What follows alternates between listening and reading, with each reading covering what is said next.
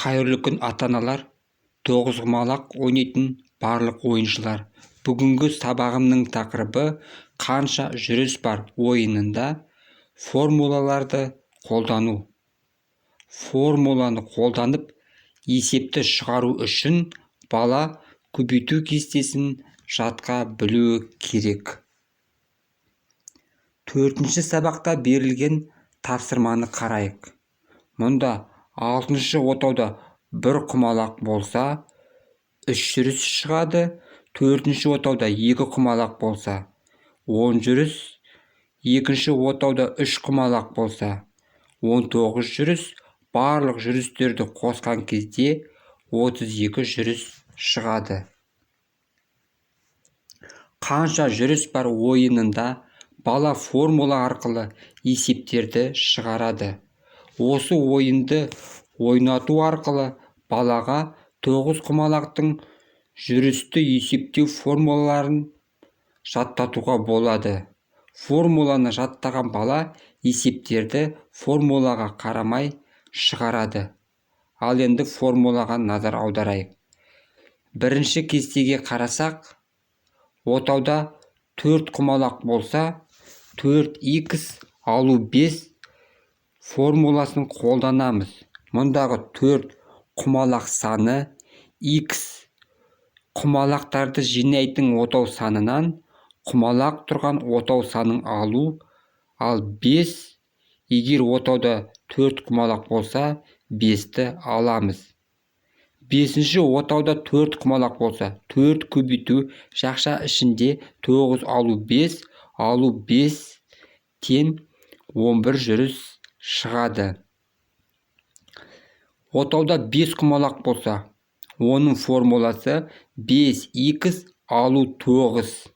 Егер де 4-ші отауда 5 құмалақ болса, формула бойынша былай шығарамыз.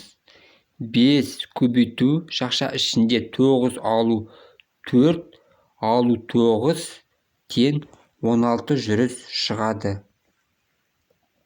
Отауда 6 құмалақ болса, 6х алу 14 формуласымен шығарамыз. Мұндағы 6 құмалақ саны 14. Егерде отауда 6 құмалақ болса, 14-ті аламыз. 3-ші отауда 6 құмалақ болса, 22 жүріс шығады. Отауда 7 құмалақ болса, 7х алу 20 формуласымен шығарамыз. Егерде екінші отауда 7 құмалақ болса, осы жоғарыдағы формуламен шығаратын болсақ, 29 жүріс шығады. Отауда 8 құмалақ болса, 8х алу 7 формуласымен шығарамыз. Кестеге қараймыз. Мұнда екінші отауда 8 құмалақ бар. Егер осыны табу үшін біз формула бойынша шығарсақ, 29 жүріс шығады. Яғни екінші отауда 8 құмалақ болса, 29 жүріс болады. Отауда 9 құмалақ болса, 9х алу 35 формуласымен шығарамыз. Бірінші отауда 9 құмалақ болса, осы формуламен жүрісті есептесек, 37 жүріс шығады.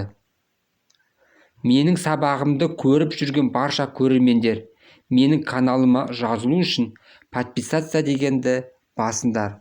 Және де лайк басып, комментарий жазыңдар.